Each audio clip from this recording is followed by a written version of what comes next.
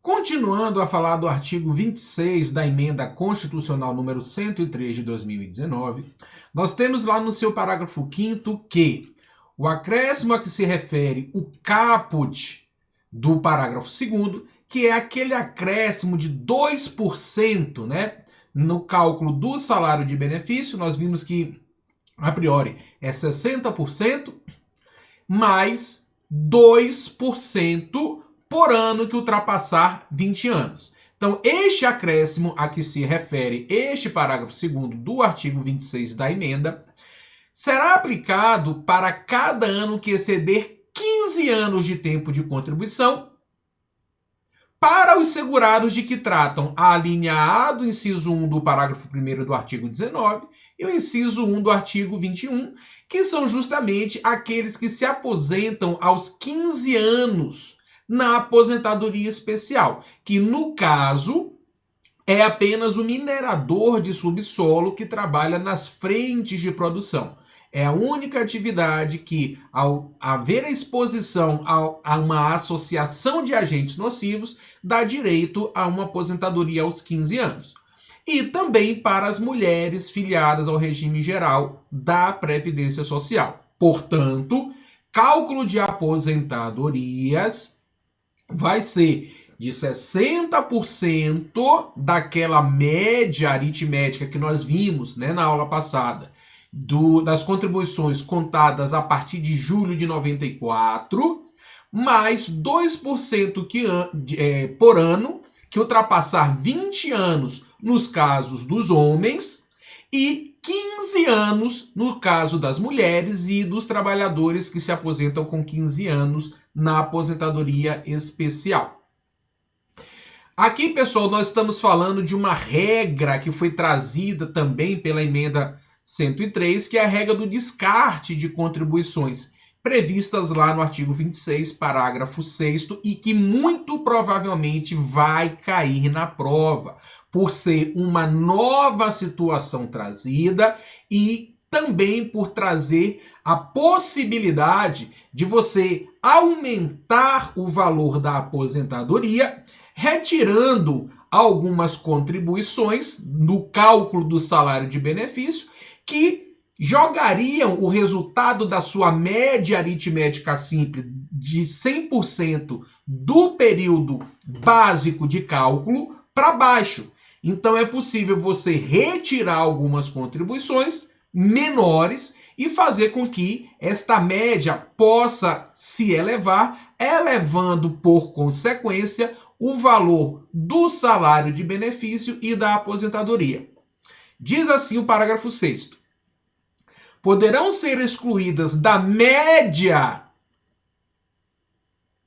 as contribuições que resultem em redução do valor do benefício, desde que mantido o tempo mínimo de contribuição exigido, vedada a utilização do tempo excluído para qualquer finalidade. É como se aquele período que você está retirando, excluindo da média, nunca tivessem existido. Inclusive para o acréscimo a que se referem os parágrafos 2º e 5º, ou seja, esses 2%, né, que serão acrescidos aos 60% da média para os homens a partir de 20 anos e para as mulheres e para quem se aposenta pela aposentadoria especial aos 15 anos, também serão excluídos para a averbação em outro regime previdenciário ou para a obtenção dos proventos de inatividade nas atividades de que tratam os artigos 42 e 142 da Constituição Federal, que são justamente a inatividade para os segurados que trabalham, né, para aqueles que são integrantes das Forças Armadas, tá? Então, você pode retirar essas contribuições, excluí-las do cômputo, do cálculo da média para encontrar o salário de benefício e elevar o valor dessa média, consequentemente elevando o valor da sua aposentadoria. Os benefícios calculados nos termos do disposto neste artigo 26 serão reajustados nos termos estabelecidos para o regime geral de previdência social. E nós vamos falar de reajuste de benefício mais à frente. Como que está hoje, pessoal, depois da reforma do regulamento da Previdência Social trazida pelo decreto 10.410, como é que está o regulamento da Previdência Social no que tange ao salário de benefício? É importante a gente verificar esses dispositivos, sobretudo do artigo 32 do regulamento da Previdência Social, por conta dessas alterações, e pode ser que o examinador ele cobre em algumas das questões a letra exata do regulamento da Previdência Social, ou fazer quesitos tais como: de acordo com o decreto 3.048, de acordo com o regulamento da Previdência Social, o salário de benefício isso, isso e isso, tá? Então vamos repassar aqui alguns dispositivos lá do regulamento da Previdência Social que se referem ao salário de benefício. Artigo 32. O salário de benefício a ser utilizado para o cálculo dos benefícios de que trata este regulamento, inclusive aqueles previstos em acordo internacional, consiste no resultado da média aritmética simples dos salários de contribuição e das remunerações adotadas como base para contribuições a regime próprio de previdência social ou com base para as contribuições decorrentes das atividades militares de que tratam os artigos 42 e artigo 142 da Constituição, considerados para a concessão do benefício, atualizados monetariamente, correspondentes a 100% do período contributivo desde a competência julho de 1994 ou desde o início da contribuição, se posterior a esta competência. Então, período computado desde julho de 94 ou desde o início da contribuição, se posterior, é o que nós vimos na aula passada, que chamamos de PBC, período básico de cálculo, que vai ser de julho de 94 em diante, se há contribuições desde antes, ou se as contribuições começaram a fluir a partir, posteriormente a julho de 94, vai ser dali para frente que será calculado o PBC e com base nessa média das contribuições vertidas dali para frente. Parágrafo 3º. O valor do salário de benefício não será inferior ao de um salário mínimo, nem superior ao limite máximo do salário de contribuição na data de início do benefício. Então, na média, não pode dar valor inferior a um salário mínimo, nem ultrapassar o teto máximo do salário de contribuição, o teto do INSS, como comumente é conhecido, tá? Sempre limitado ao teto o valor do salário de benefício. Serão considerados para o cálculo do salário de benefício os ganhos habituais do segurado empregado a qualquer título, sob forma de moeda corrente ou de utilidades, que é aquela remuneração que não é paga em dinheiro, mas é paga ou em forma de aluguel ou em forma de algum outro benefício que não o dinheiro, sobre os quais tenha incidido contribuição previdenciária, exceto o 13º salário, observado o disposto no artigo 19E. O artigo 19E nós já vimos em aulas anteriores, que é o dispositivo que trata da possibilidade de complementar, utilizar ou agrupar contribuições que tenham sido feitas abaixo do salário mínimo, uma vez que os valores que são contribuídos, que incidem a contribuição previdenciária de valor abaixo do salário mínimo, ele não vai ser computado para qualquer fim, e nós já vimos isso, não vai ser computado nem para carência, nem para manutenção da qualidade de segurado, nem como tempo de contribuição, e também não serão computados no cálculo do salário de benefício, ok? Não será considerado no cálculo do salário de benefício o aumento dos salários de contribuição que exceder o limite legal, inclusive o voluntariamente concedido nos 36 meses imediatamente anteriores ao início do benefício, salvo se homologado pela Justiça do Trabalho, resultante de promoção regulada por normas gerais da empresa, admitida pela legislação do trabalho, de sentença normativa ou de reajustamento salarial obtido pela categoria respectiva. Parágrafo 6º. Se no período básico de cálculo, julho de 94, ou se começou a contribuir após essa data, desde o início da primeira contribuição, então se neste período o segurado tiver recebido benefício por incapacidade, quais são os benefícios por incapacidade?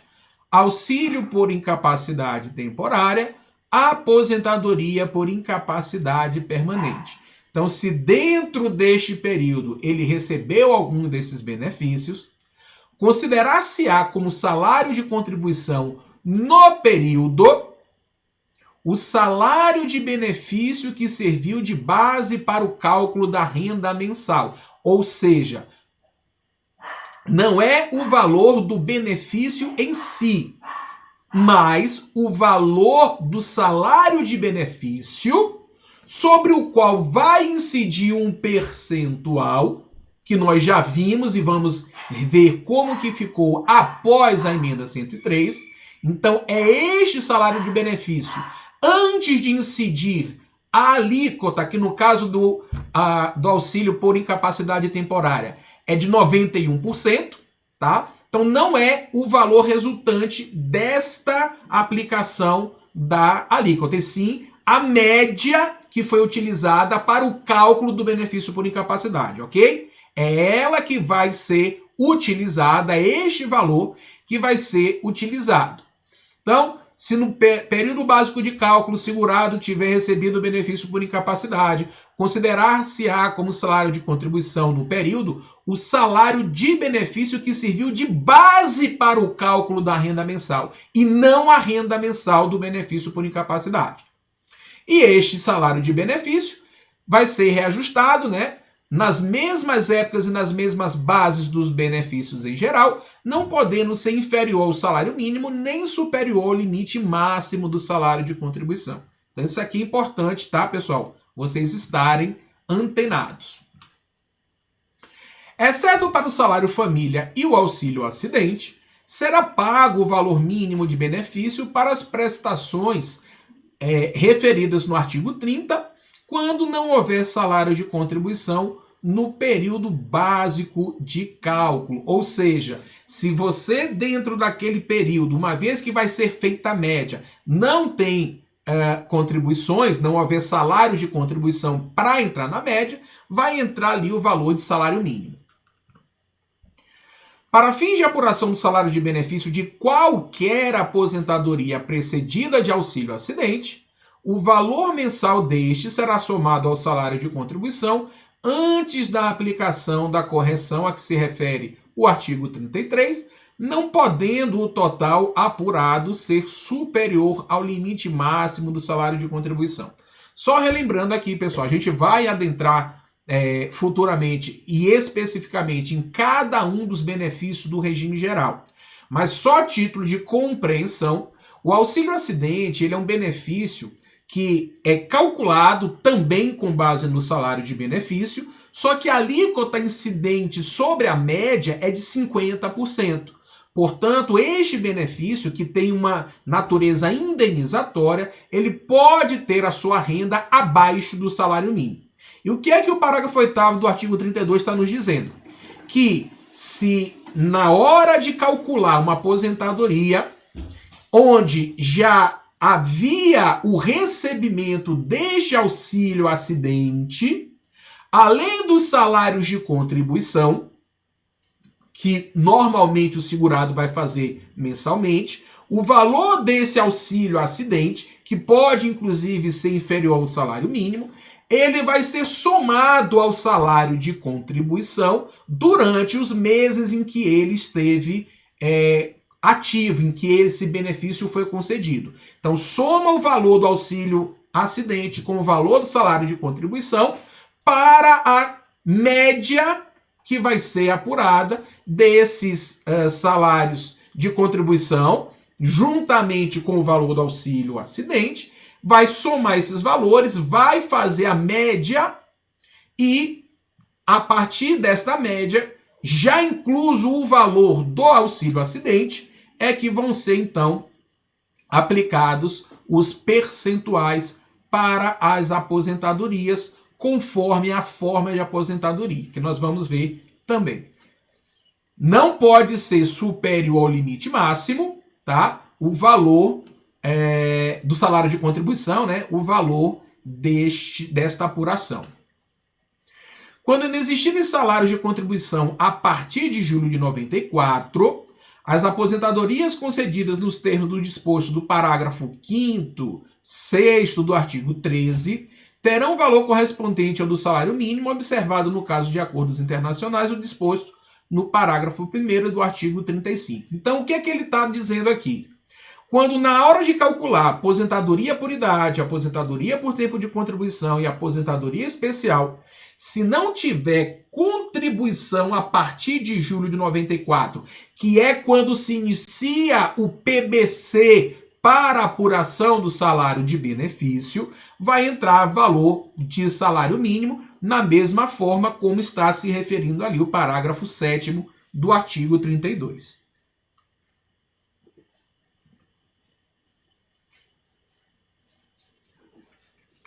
Para os segurados contribuinte individual e facultativo, optantes pelo recolhimento trimestral na forma prevista no parágrafo 15 do artigo 216, que tenham solicitado qualquer benefício previdenciário, o salário de benefício consistirá na média aritmética simples de todos os salários de contribuição integrantes da contribuição trimestral, desde que efetivamente recolhidos. O que é que ele está dizendo aqui para a gente, pessoal? Existe a possibilidade de você fazer a contribuição como contribuinte individual ou como facultativo, ao invés de fazer mensalmente, você pode fazer trimestralmente, observado o triênio civil, ou seja, janeiro, fevereiro e março, você pode contribuir até 15 de abril, abril, maio e junho, contribuir até 15 de julho, junho, julho e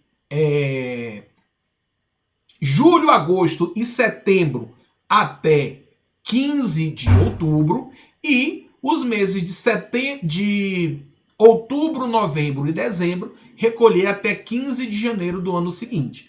Então, nesses casos, quando é feita esta opção, o que é que o dispositivo está nos dizendo?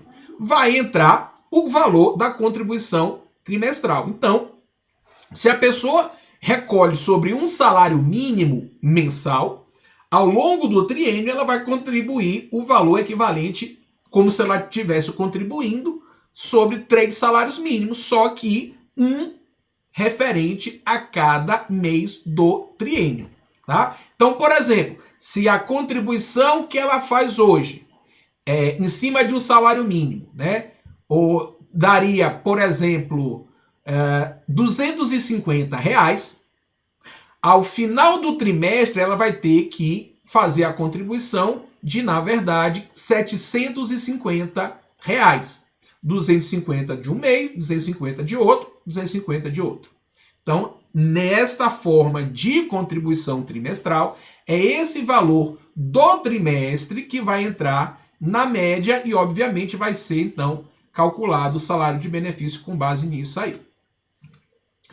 Como ficou, então, pessoal, a renda mensal inicial após a emenda constitucional número 103? Nós vimos aí que mudou-se muito a forma de calcular os benefícios e, desta feita, para se encontrar a renda mensal inicial, Utilizando-se a média aritmética de 100% de todas as contribuições contadas a partir de julho de 94 ou de data onde ela se inicia, se posterior, em cima dessa média, será aplicado 91% sobre a média para os benefícios de auxílio por incapacidade temporária, seja ele previdenciário ou acidentário, seja ele de natureza acidentária ou sem natureza acidentária.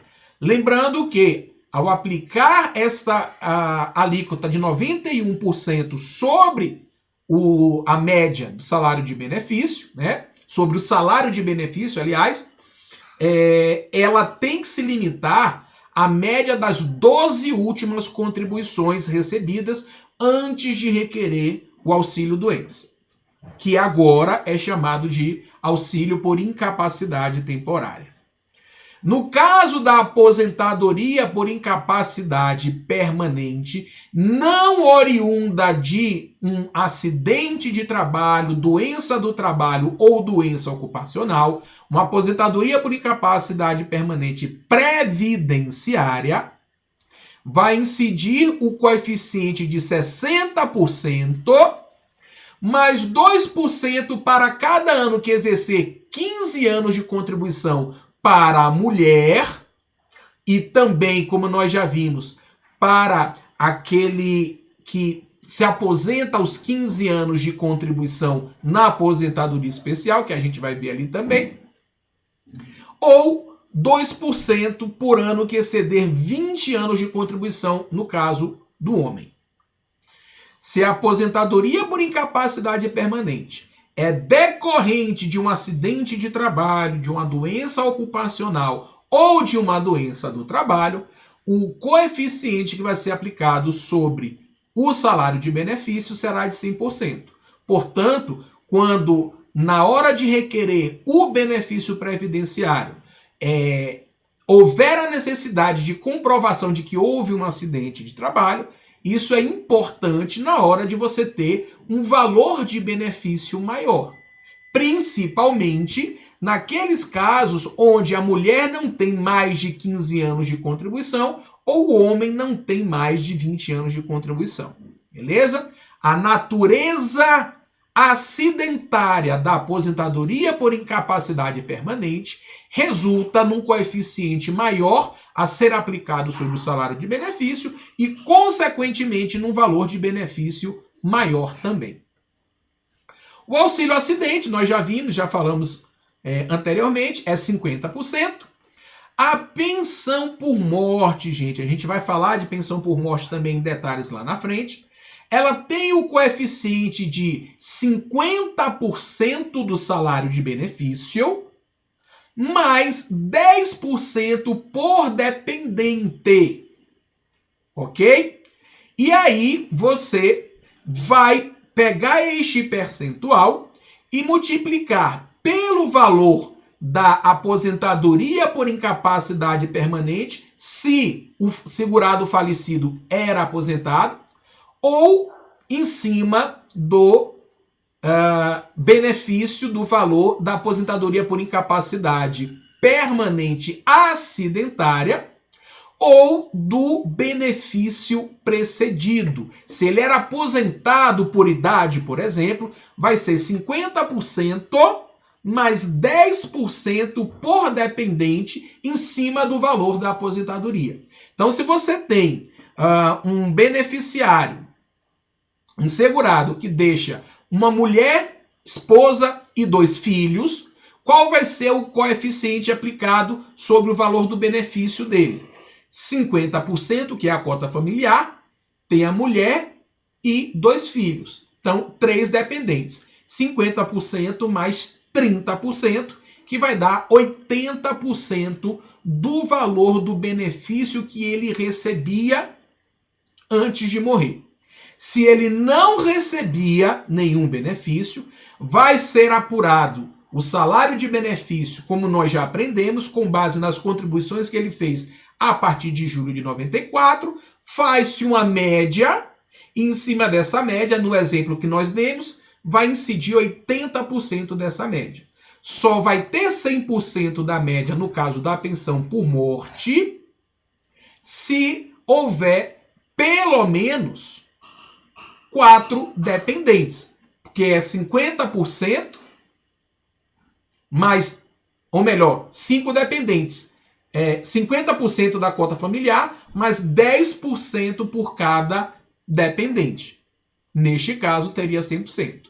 Ou então, terá 100% do benefício precedido ou das aposentadorias por incapacidade permanente, se na divisão entre os dependentes houver pelo menos um dependente inválido ou com deficiência intelectual, mental ou deficiência grave.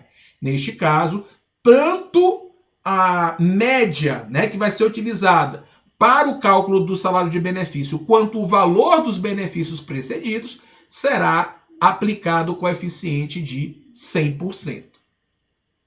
O auxílio reclusão, pessoal, depois da emenda 103, antigamente ele era calculado nas mesmas bases da pensão por morte.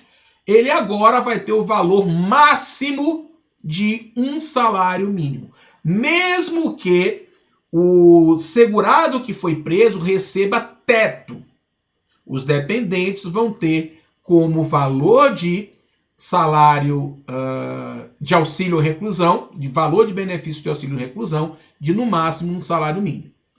O salário maternidade e o salário família, eles não são calculados de acordo com o salário de benefício. O salário maternidade, a depender da categoria da segurada, ele vai ter um valor de cálculo diferenciado. Da mesma forma, o salário família, que ele é uma cota fixada por portaria ministerial, com valores fixos para os trabalhadores, empregado, trabalhador avulso, que tenha filhos de até 14 anos e que eles recebam, por óbvio, um valor limitado, uma vez que, como nós já vimos nas primeiras aulas, o salário família e o auxílio reclusão são benefícios devidos apenas aos segurados de baixa renda, e este valor de baixa renda é estipulado também em portaria ministerial, a mesma que trata do reajuste dos valores dos benefícios previdenciários, e coloca ali um valor limite para que os dependentes do segurado recebam o salário família e o auxílio reclusão. A aposentadoria programada, pessoal, que é aquela aposentadoria trazida, né, pela emenda constitucional número 103, substituindo-se a aposentadoria por idade e a aposentadoria por tempo de contribuição, onde exige-se uma idade mínima além de um tempo mínimo de contribuição, também vai ser aplicado o coeficiente de 60%, mais 2% por ano que ultrapassar 15 anos de contribuição mulher e 20 anos de contribuição homem. A aposentadoria especial, da mesma forma, alíquota de 60% mais 2% a cada ano que exceder 15 anos de contribuição para mulher ou para mineiro de subsolo, né, nas frentes de produção, que se aposenta aos 15 anos, ou 20 anos o homem. No caso da aposentadoria por tempo de contribuição, que a emenda 103 acabou, entretanto, estipulou regras de transição para quem se filiou ao regime geral antes da emenda constitucional número 103, se cumprir a regra de transição do pedágio de 50%, vai ser a alíquota de 100%, em cima do salário de benefício, multiplicado pelo fator previdenciário. Por isso que nós falamos que o fator previdenciário ele não tinha acabado. Ele apenas ficou estagnado ali na regra 86/96, mas ainda é utilizado para aquelas pessoas, né, que na data da emenda tinham, no caso de homem, 33 anos de contribuição, ou seja, faltavam 2 para atingir os 35. E no caso da mulher, né, que tinha os 28 anos, faltando 2 para atingir os 30, então eles vão cumprir esses 2 anos, mas metade desses 2 anos que faltavam, que pode ser mais um, então 3 anos, aí cumprindo esse pedágio de 50%. Lá da regra do artigo 17 da emenda constitucional, eles vão ter 100% multiplicado pelo fator previdenciário. No caso da regra de transição de pedágio de 100%, ou seja, se a pessoa faltava 10 anos para se aposentar na data da emenda, cumprindo 10 anos e mais 10, ela vai ter 100% de coeficiente aplicado ao seu salário de benefício. Da mesma forma, na regra de transição do pedágio de 100%, também para os professores que se aposentam aos 30 anos, homem, e aos 25, mulher. Lembrando que existem exceções à regra de benefícios que ultrapassam o valor do limite máximo ou que podem ser inferiores ao limite mínimo do salário de contribuição.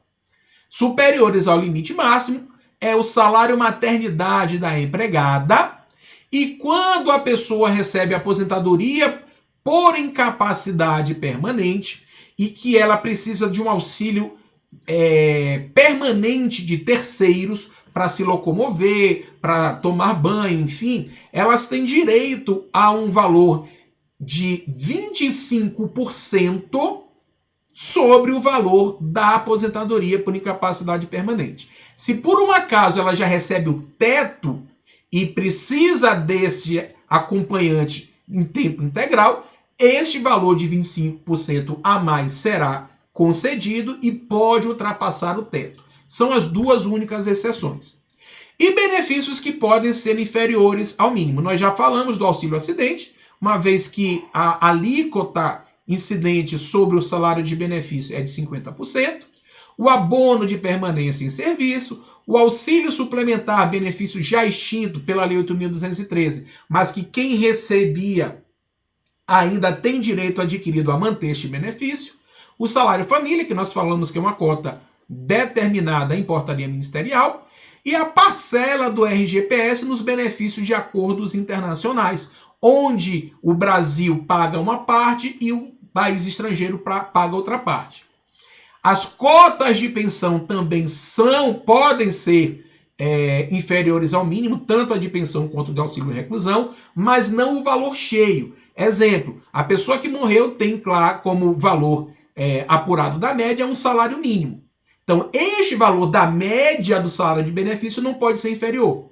Só que digamos que ela tem 3 dependentes. E esta cota de pensão para cada dependente, por óbvio, vai ser inferior ao salário mínimo, porque você está dividindo um salário mínimo para 3 pessoas. Tá?